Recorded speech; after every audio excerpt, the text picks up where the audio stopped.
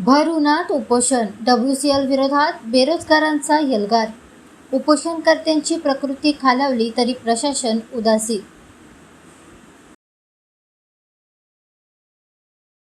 स्थानिक बेरोजगार युवक, कंत्राटी कामगार आणि प्रकल्पग्रस्त विस्थापितांना WCL मध्ये रोजगारांमध्ये प्राधान्य देण्याच्या मागणीसाठी रोशन हडबडे यांच्या नेतृत्वाखाली सुरू असलेल्या आमरण उपोषणाचा आज 6वा दिवस आहे.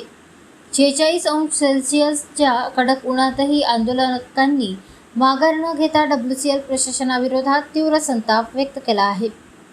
गेल्या 6 दिवसापासून हे आंदोलन विविध टप्प्यांवर सुरू आहे.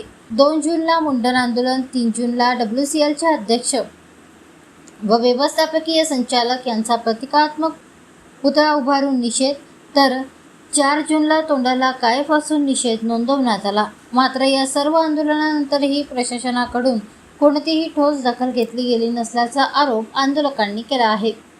स्थानिकांना रोजगारात प्राधान्य, कंत्राटी भरती प्रक्रियेत पारदर्शकता, श्रम कायद्याची प्रभावी अंमलबजावणी आणि प्रकल्पग्रस्त विस्थापितांना न्याय या मागण्या वारंवार मांडूनही WCL प्रशासन उदासीन असल्याचा आरोप रोशन हडबडे यांनी केला आहे.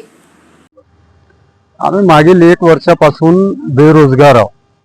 वारंवार पदयात्रा, निवेदन, धरणे आंदोलन असे अनेक आंदोलन केले. त्यानंतर आमरण उपोषण देखील केलं आणि आमरण उपोषण केल्यानंतर 2दा बैठक झाल्या अधिकाऱ्यांसोबत वेस्टर्न कोलफील्ड लिमिटेडच्या.